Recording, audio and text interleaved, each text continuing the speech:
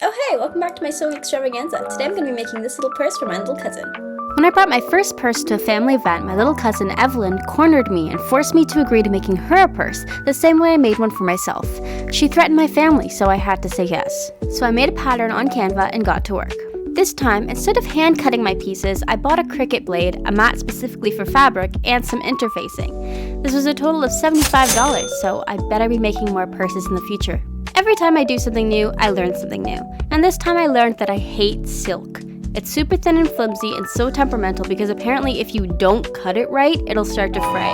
So next time I make a purse, I will not be using silk. I'll use strong, thick, handsome, masculine fabric, not this weak little girly fabric. Another thing I'll do next time is scale up the pattern. I scaled it down so that the long strip in the middle would be able to fit onto the Cricut mat, but I think that just made the purse a bit too small. So next time, I'll cut the long strip into different sections so that I can make a bigger purse. But because this was for a 9-year-old, it's not too bad. The interface I got said to iron the sticky side down onto the back of the fabric using a damp press cloth. After extensive research, I found out that it was just a wet piece of fabric, and I ironed my little heart out. Next, I decided to sew the pocket onto the outside of the purse so that I didn't have to worry about the thread going through to the other side.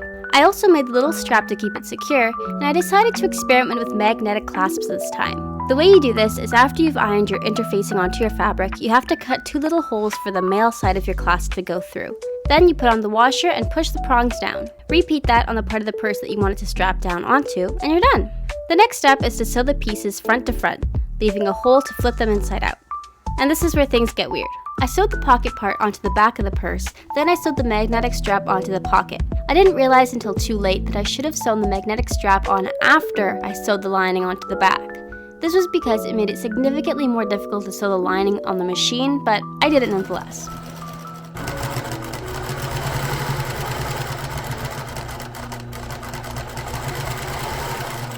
For the handle, I bought 50 centimeters of this cute silver chain and attached them onto the 2 silver D-rings using some wire tools that I had from my jewelry making phase. I attached those onto the purse off camera because I didn't like the way I did it. The next step is to add decorations. I looked at butterfly and flower silhouettes on Canva and I picked my favorite ones, measured how big they would have to be, got some glittery silver iron on vinyl that I never used, cut it out on the wrong side, then cut it out on the right side, and stuck them where I wanted them.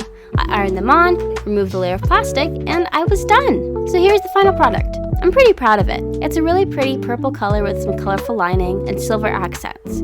It's got a little pocket on the back, and the purse itself is actually big enough to hold a phone, a wallet, and an Eskina original Jers, all at the same time. There are a few things that I would do better next time, like for example, as my grandmother said the second she saw the purse, the strap is crooked. Next time, I would sew the strap onto the pocket last so that I can make it centered.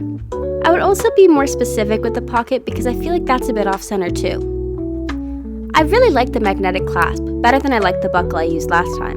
It was harder to install, but it's easier to use than a buckle. I loved the interfacing. It added a nice stiffness to the purse, and since I ironed it onto the outer layer of the fabric, it'll prevent it from getting wrinkly. It also made it significantly easier to sew the silky fabric together, and it was just great all around. I also loved using my Cricut mat and blade. That saved me so much time and made the entire process so much faster.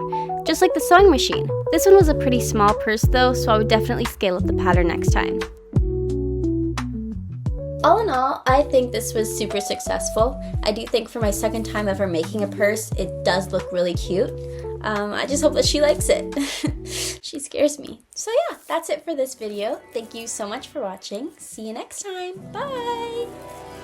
So you said you want space, well I give it to you. Not cause I want it, just cause you asked.